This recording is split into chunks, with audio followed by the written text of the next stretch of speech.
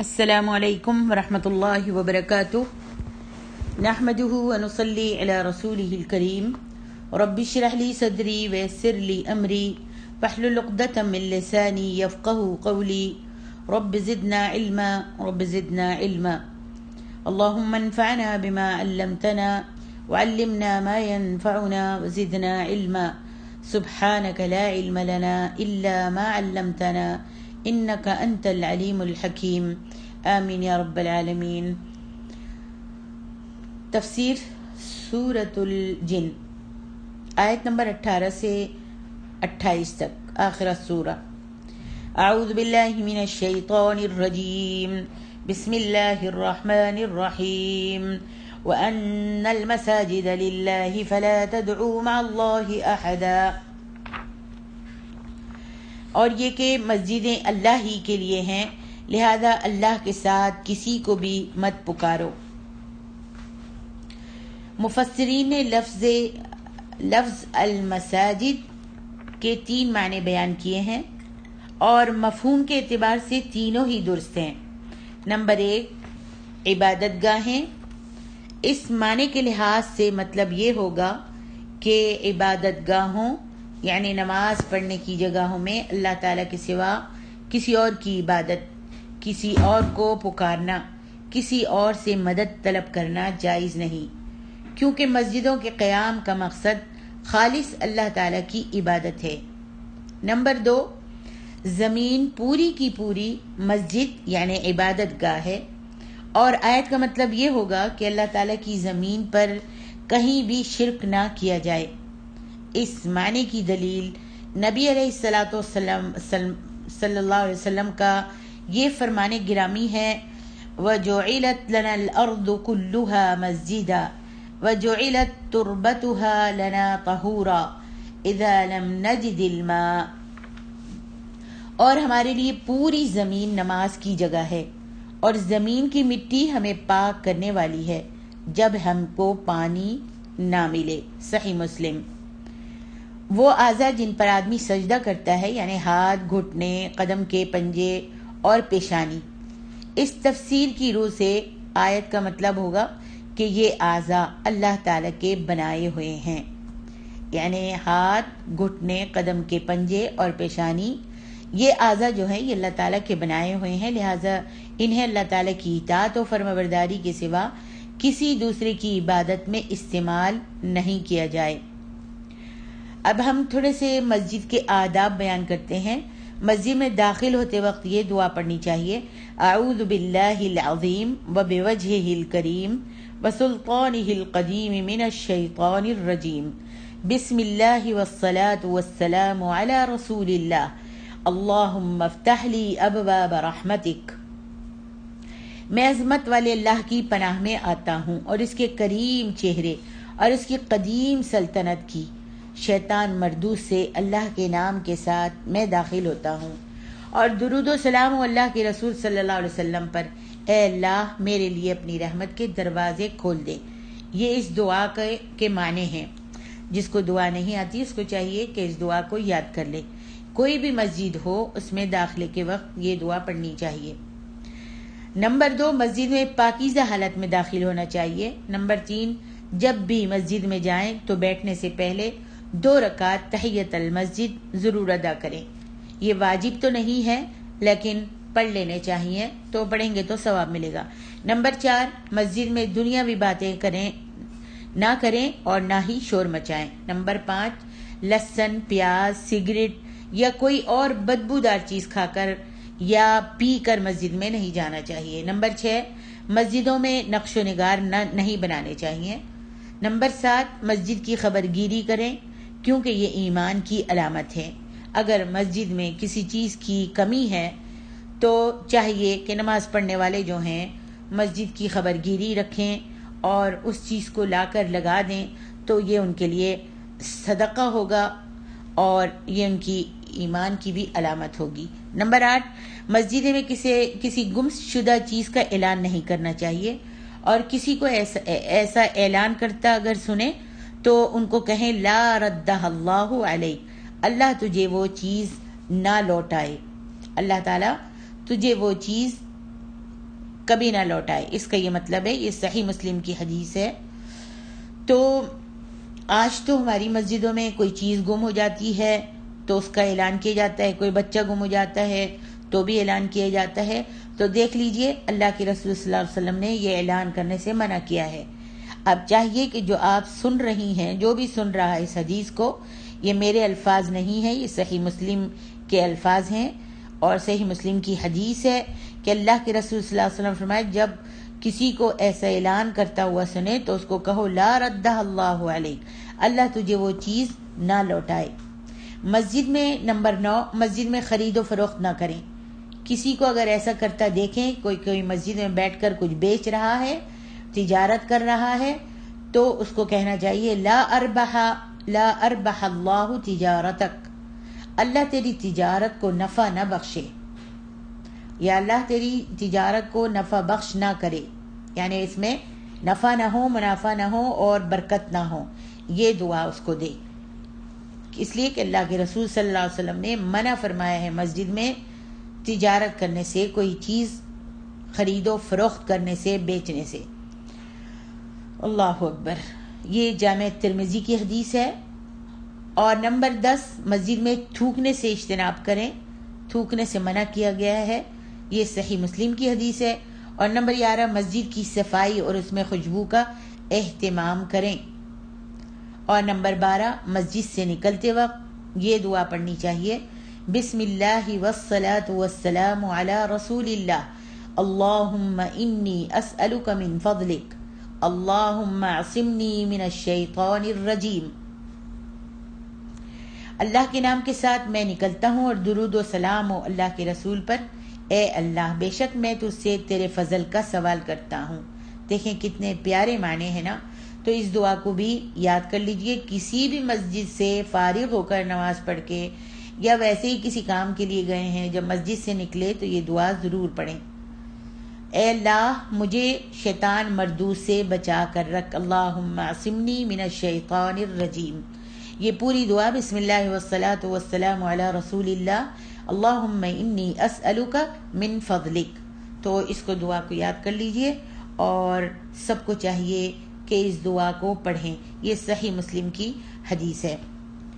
آگے ارشاد ربانی ہے، وَأَنَّهُ لَمَّا قَامَ عَبْدُ اللَّهِ يَدْعُوهُ كَادُوا يَكُونُونَ عَلَيْهِ لِبَدًا قُلْ إِنَّمَا أَدْعُو رَبِّي وَلَا أُشْرِكُ بِهِ أَحَدًا قُلْ إِنِّي لَا أَمْلِكُ لَكُمْ ضَرًّا وَلَا رَشَدًا قُلْ إِنِّي لَن يُجِيرَنِي مِنَ اللَّهِ أَحَدٌ وَلَنْ أَجِدَ مِن دُونِهِ مُلْتَحَدًا إِلَّا بَلَاغًا مِّنَ اللَّهِ وَرِسَالَاتِهِ وَمَن يَعْصِ اللَّهَ وَرَسُولَهُ فَإِنَّ لَهُ نَارَ جَهَنَّمَ خَالِدِينَ فِيهَا أَبَدًا۔ اور یہ کہ جب اللہ کا بندہ محمد صلی اللہ علیہ وسلم اللہ کو پکارنے کے لیے کھڑا ہوا تو قریب تھا کہ لوگ کفار اس پر ٹوٹ پڑیں۔ کہہ دیجئے بے شک میں اپنے رب ہی کو پکارتا ہوں اور اس کے ساتھ کسی کو شریک نہیں ٹھہراتا۔ کہہ دیجئے بلا شبہ میں تمہارے لیے کسی نقصان کا اختیار نہیں رکھتا اور نہ بھلائی کا۔ کہہ دیجئے یقیناً مجھے اللہ کے عذاب سے کوئی پناہ نہیں دے گا اور اس کے سوا میں ہرگز کوئی جائے پناہ نہیں پاؤں گا۔ اللہ کا حکم اور اس کے پیغام پہنچانے کے سوا میں کوئی بھی اختیار نہیں رکھتا، اور جو کوئی اللہ اور اس کے رسول کی نافرمانی کرے تو بے شک اس کے لیے آتش جہنم ہے، وہ اس میں ہمیشہ رہیں گے، ابد تک رہیں گے۔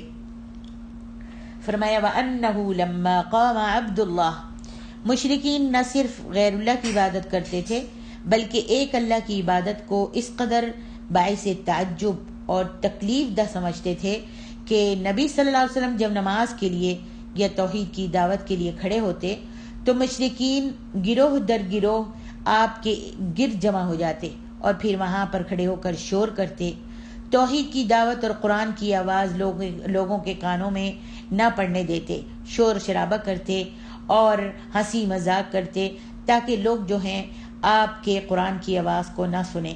نبی صلی اللہ علیہ وسلم پر نظریں جما کر آپ کو مسلسل گھور کر مرعوب کرنے کی کوشش کرتے تھے، یعنی آپ کو گھورتے رہتے تھے مسلسل، تاکہ قرآن اور اسلام کی دعوت کا راستہ روک دیں اور اس نور کو اپنی پھونکوں سے بجھا دیں۔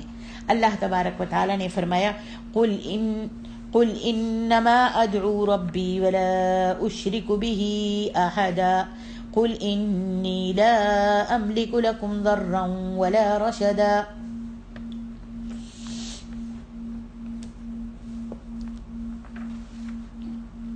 فرمایا قل انما، اللہ تعالیٰ نے اپنے پیارے نبی صلی اللہ علیہ وسلم کو تسلی دیتے ہوئے فرمایا کہ جب سب کافر آپ کی دشمنی پر متحد ہو جائیں، اکٹھے ہو جائیں، تو آپ بھی ان کو فرما دیجئے کہ صرف اللہ تعالیٰ کو پکارنا کوئی جرم نہیں ہے جس پر تم لوگ غصے سے بھپر گئے ہو اور میرے ساتھ اس طرح کا سلوک کرتے ہو۔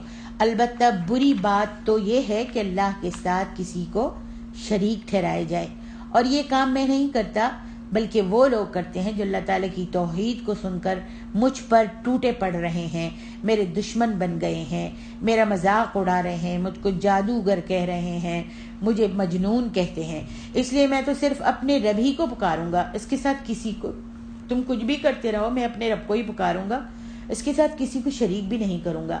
اگرچہ یہ تمہیں ناگوار گزرے، تم مر جاؤ، اب اس میں لڑنے جھگڑنے کی کون سی بات ہے؟ پھر بھی اگر تم سب مل کر مجھ پر ہجوم کرنا چاہتے ہو، میرا مذاق اڑانا چاہتے ہو اور مجھ کو مجبور کرنا چاہتے ہو، تو یاد رکھو میرا بھروسہ اسی اللہ پر ہے جو ہر قسم کے شر سے پاک اور بے نیاز ہے۔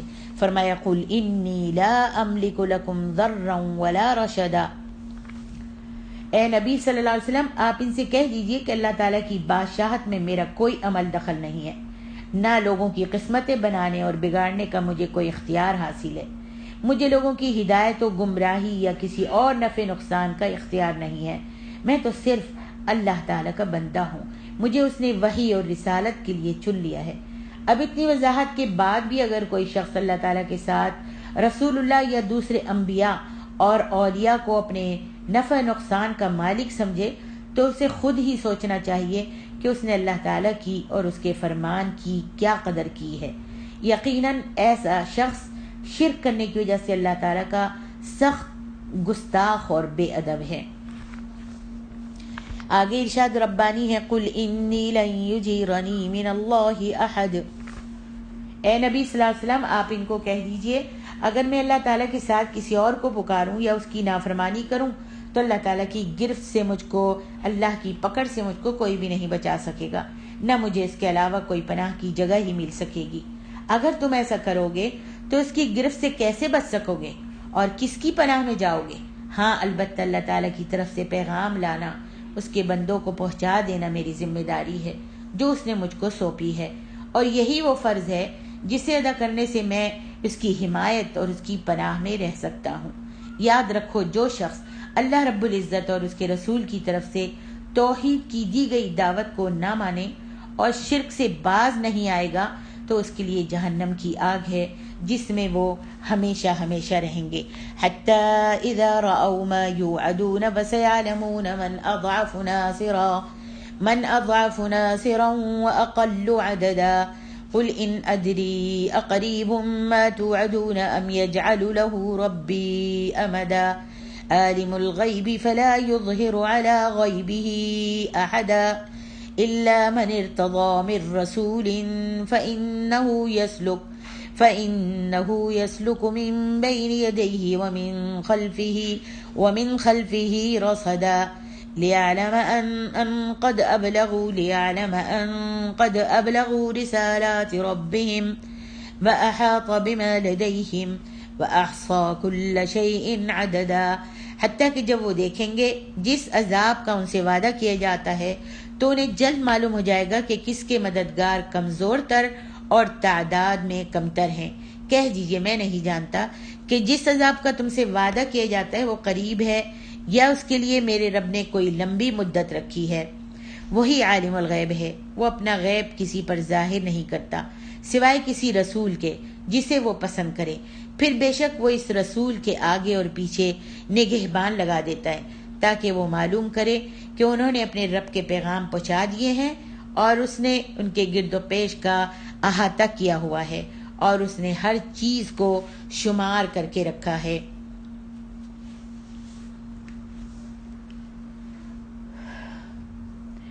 فرمایا حتی اذا رأوا ما یوعدون، قریش کے جو لوگ نبی صلی اللہ علیہ وسلم کی دعوت کو سنتے ہی آپ پر ٹوٹ پڑتے تھے، وہ اس گمان میں مبتلا تھے کہ ان کا گروہ بڑا زبردست ہے اور وہ بہت زیادہ ہیں، ان کی تعداد بہت زیادہ ہے، وہ بہت زیادہ بڑی جماعت ہے، اور رسول اللہ صلی اللہ علیہ وسلم کے ساتھ تو چند مٹھی بھر آدمی ہیں، اس لیے وہ آسانی کے ساتھ آپ کو دبا لیں گے۔ اس پر بتایا جا رہا ہے کہ اگر یہ کافر اپنی تعداد کی کثرت اور اپنے مددگاروں کی قوت پر فخر اور مسلمانوں کی کم تعداد اور کمزوری پر طعن کرتے ہیں تو کرتے رہیں، یہ سب کچھ تھوڑے وقت کے لیے ہے۔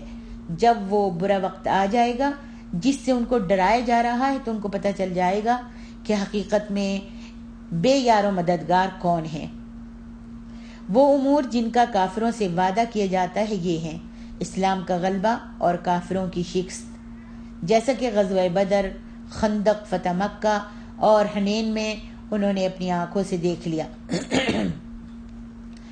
کفار پر خوف اور قحط کا مسلط ہونا، مرتے وقت فرشتوں کا ان کے چہروں اور پیٹھوں پر مارنا، قبر کا عذاب، قیامت کی ہولناکیاں اور جہنم کی آگ، درجہ بدرجہ یہ سب کچھ دیکھنے کے ساتھ ہی ان پر اپنی تعداد کی کثرت اور مددگاروں کی قوت کی حقیقت کھل جائے گی کہ اللہ تبارک و تعالیٰ نے کیسے غزوہ بدر میں ان کو شکست دی، اور خندق والوں کو اللہ تبارک و تعالیٰ نے کیسے ان کی مدد فرمائی، اور مکہ فتح کس طرح سے ہوا۔ سبحان اللہ، ان کی تعداد چاہے کتنی بھی تھی، کتنے بھی وہ مال میں دولت میں پکے اور زیادہ تھے، بہت ہی زیادہ تھے، اور تعداد میں بھی بہت زیادہ تھے، لیکن اللہ تبارک و تعالیٰ نے ان کے اوپر مسلمانوں کو فتح یاب کیا اور ان کو فتحیں حاصل ہوئیں، اور کفار پر خوف اور قحط کا مسلط ہونا انہوں نے اپنی آنکھوں سے دیکھا۔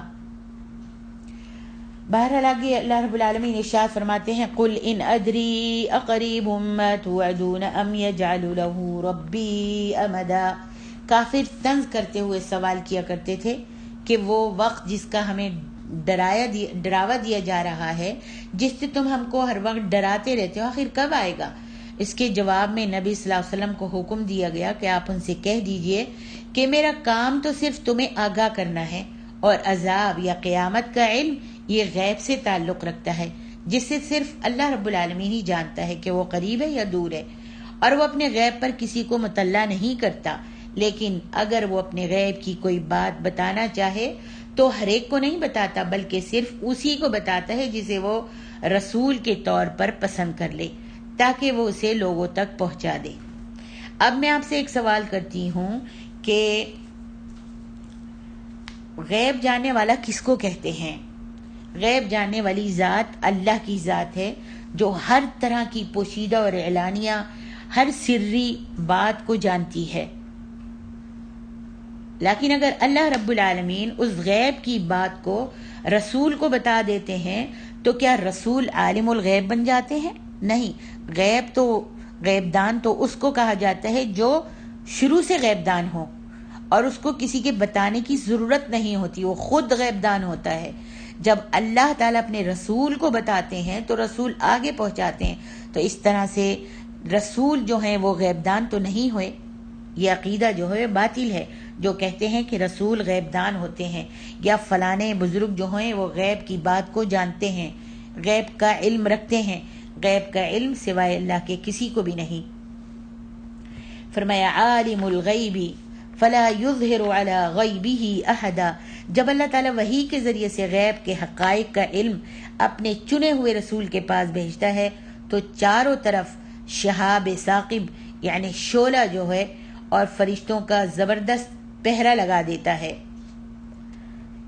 تاکہ شیاطین اس وحی میں نہ اپنی کوئی بات داخل کر سکیں، نہ وقت سے پہلے معلوم کر کے نجومیوں کو، کاہنوں کو اطلاع دے سکیں، اور اللہ کا کلام محفوظ طریقے سے رسول تک اور رسول کے ذریعے سے لوگوں تک پہنچ جائے۔ نیز اللہ تبارک و تعالیٰ اس وحی کی حفاظت اس لیے بھی فرماتا ہے کہ وہ جان لے کہ انبیاء نے اپنے رب کے پیغامات لوگوں تک ٹھیک ٹھاک پہنچا دیے ہیں، یا فرشتوں نے نبیوں تک وحی پہنچا دی ہے، اور اللہ تعالیٰ نے ہر چھوٹی اور بڑی چیز کا احاطہ کر رکھا ہے اور ہر چیز کو شمار کر رکھا ہے۔ اللہ اکبر۔ فرمایا لیعلم ان قد ابلغوا رسالات ربهم واحاط بما لديهم واحصى كل شيء عددا۔ سبحان اللہ۔ آیت مبارکہ کی حکمت اور تقاضے۔ نمبر 1، دعا یعنی معنی ہے دعا کا پکارنا۔ دعا بھی عبادت ہے، پکارنا بھی عبادت ہے، اور اللہ تعالیٰ کے سوا کسی کی عبادت جائز نہیں ہے۔ اللہ تعالیٰ کے سوا کسی دوسرے کو پکارنا منع ہے۔ بعض لوگ مصیبت یا بیماری میں یا اللہ کے ساتھ یا رسول اللہ یا علی یا حسین یا شیخ عبد القادر جیلانی وغیرہ کہتے ہیں اور ان کو مدد کے لیے پکارتے ہیں۔ ان کا یہ عمل بالکل درست نہیں ہے اور یہ کھلا شرک ہے۔ نمبر 3، مسجدیں اللہ تعالیٰ کے گھر ہیں، ان کا مقصد صرف اللہ تعالیٰ کی عبادت ہے، اس لیے مسجدوں میں صرف اللہ ہی کی عبادت کرنی چاہیے، نماز پڑھنی چاہیے اور قرآن مجید کی تلاوت کرنی چاہیے، کسی غیر اللہ کو نہیں پکارنا چاہیے۔ نمبر 4، عقیدہ توحید دین اسلام اور انبیاء کرام کی دعوت کی اساس اور بنیاد ہے۔ نمبر 5، اللہ تعالیٰ کے بندوں کی طرح رسول بھی اس کے بندے ہیں، جن کے لیے اللہ تعالیٰ کی جائے پناہ کے علاوہ اور کوئی بھی ٹھکانہ نہیں ہے۔ نمبر 6، عذاب الہی کے آنے سے پہلے کافر کبھی حق کو قبول کرنے کے لیے تیار نہیں ہوتے، یہاں تک کہ جب وہ اس کا اپنی آنکھوں سے مشاہدہ کر لیں گے تو ان کو معلوم ہو جائے گا کہ کن کا مددگار کمزور ہے۔ نمبر 7، غیب کا پورا علم اللہ تعالیٰ کے پاس ہے، زمین اور آسمانوں کا علم غیب کا پورا اللہ رب العالمین کے پاس ہے، وہ اپنے رسولوں میں سے جسے چاہتا ہے غیب پر مطلع کر دیتا ہے، غیب کی باتیں بتا دیتا ہے۔ نمبر 8، اللہ تعالیٰ جب اپنے کسی رسول کی طرف وحی کرنا چاہتا ہے تو اس کے چاروں طرف فرشتوں کے سخت پہرے لگا دیتا ہے تاکہ جن اور شیطان اس وحی میں اپنی طرف سے کوئی بات داخل نہ کر سکیں اور کلام الہی محفوظ طریقے سے رسول تک اور رسولوں کے ذریعے سے لوگوں تک پہنچ جائے۔ سبحان اللہ۔ نمبر 9، اللہ تعالیٰ جس طرح وحی کی حفاظت فرماتا ہے ایسے ہی رسولوں کی بھی حفاظت فرماتا ہے تاکہ جنات اور شیاطین وسوسوں کے ذریعے سے ان سے کوئی خلاف بات نہ کہلوائیں۔